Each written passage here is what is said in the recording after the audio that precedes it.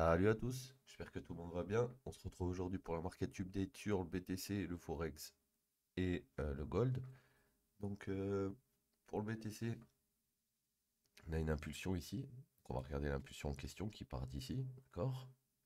Arrivé ici, on a un break de l'impulsion, on a un break interne ici. Quand on voit qu'on break ici, là, au-dessus d'ici, là on a une clôture, ça veut dire que tout ce mouvement va être retracé. Maintenant, pour pouvoir retracer tout ce mouvement, il faut déjà que, tu vois, le dernier petit break ici, avec le low ici, il break. Une fois qu'il a break, on reteste quelque chose, et hop, on rafile potentiellement le reste de la leg qui manquait. Maintenant, on avait une POC qui était à 23 820 cette nuit, et on est venu le fil, et là, pour le moment, on rebondit. Donc, où est-ce qu'on est par rapport à tout ça? On va regarder. Là, on a une espèce de range, hein. Donc ouais, comme tu peux voir, on a le POC au même endroit, la VAH ici. Donc elle est descendue. Et la VAL qui était tout en bas, elle est là maintenant. Donc en gros, on a une espèce de range VAH, daily, POC, VAL. Donc là, on voit que le daily, il est sur le POC, donc il faut faire attention, hein, parce qu'on pourrait avoir quelque chose comme ça et puis tout rafaler vers le bas. Ça serait possible. Imaginons que ça c'est une A, ça c'est une B, et que là on commencerait une C. Bah, automatiquement, on serait rejeté au niveau du POC et on va aller plus bas, voir fil ce daily, voir fil celui-ci. Donc qu'est-ce qu'on va attendre aujourd'hui? Bah là déjà on est dans une zone où il faut pas long. Pourquoi? Parce que regarde, on a une bougie inversée en M15 qui vient prendre la liquidité. Donc si elle vient casser le price action ensuite, bah, ça va sûrement retracer d'ici. Maintenant, si on va voir en court terme, très court terme, on voit qu'on a plusieurs liquidités dans la leg qui monte. Donc il faudrait venir rafaler tout le monde avant de repartir si jamais on doit partir plus haut. Donc je l'attendrai dans cette zone si c'est intéressant de voir ce qu'il va faire.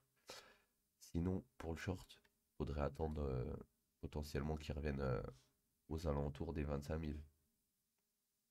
Dans cette petite zone là, il y a un petit cap comme vous pouvez voir. Ça sera votre zone de short si jamais on y revient. Et si jamais il l'atteint.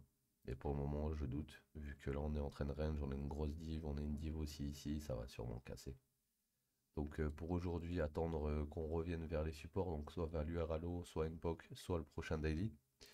Donc là, quand on met une petite fibo, on voit que les 61,8, 78,6 sont dans la zone qui m'intéresse pour le relong. Donc à voir ce qui va se passer dans cette zone. Je vais faire un tour sur le Forex. Donc sur le Forex, ah, ça c'est intéressant ce qui s'est passé là. Donc sur le Forex, on avait notre dernière leg qui descend ici, ok? Pour pouvoir annuler cette leg, il faudrait que on clôture au-dessus d'ici, ce qu'on a potentiellement fait ici, donc je pense que c'est valide. On a une clôture. Donc on a un choche.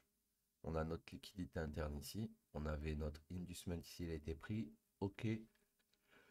Donc là, on est dans quelque chose comme ça. Tac, tac, tac. Ok. Pourquoi tac, tac, tac? Parce que là, quand on est monté, on est redescendu, on a pris la liquidité interne ici avant de repartir. Donc on valide ce lot. Et dès qu'on passe au-dessus, bah, c'est notre nouveau plus bas. Donc là, à voir ce qu'il va faire aux alentours du retracement d'ici. Donc là, ce qu'on voit, on voit que ça s'effile, ça s'effile. Peut-être dans cette zone, sous ces lots.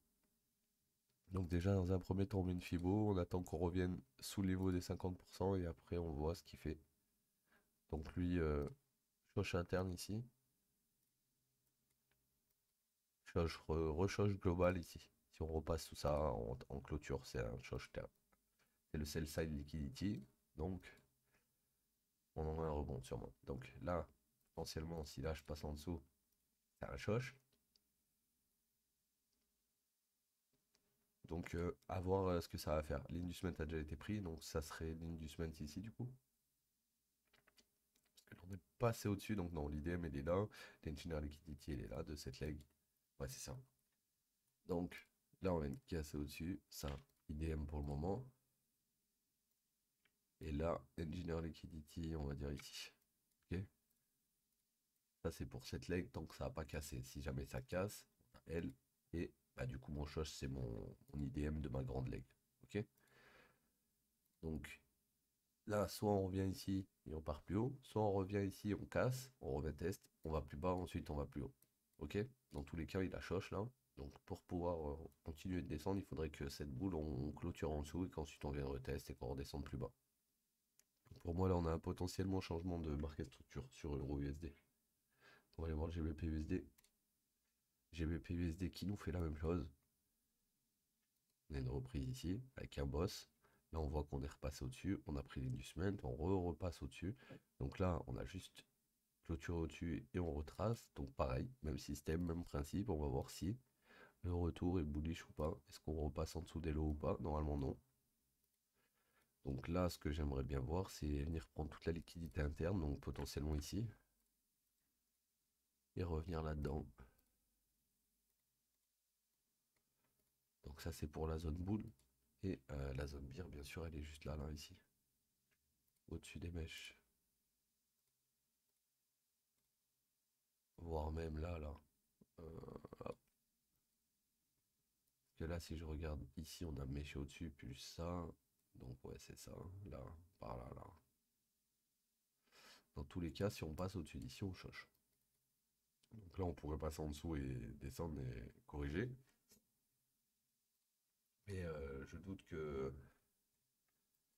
doute qu'on aille plus bas, étant donné que, ben, après, tu me diras, ce mouvement, c'est un mouvement interne.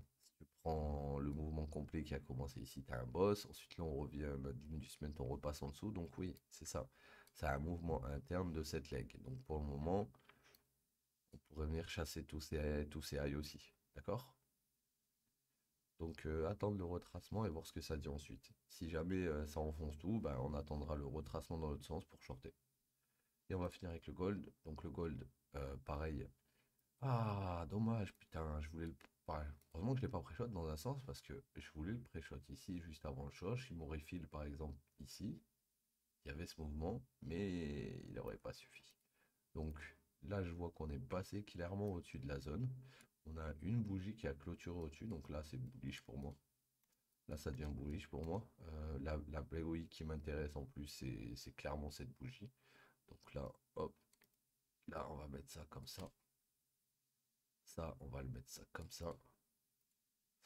Ici, Engineer Liquidity. Ici, IDM. IDM a été pris. Crac, crac, crac. On continue de monter. Donc là, on est dans ça, ça, ça. Et là, tant qu'on reprend pas cette inducement, je peux pas valider stop. Donc pour le moment, on est dans ça.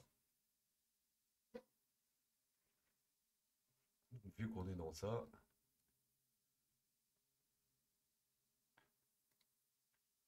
on va attendre comme sur le GBP, comme sur l'euro, l'euro test.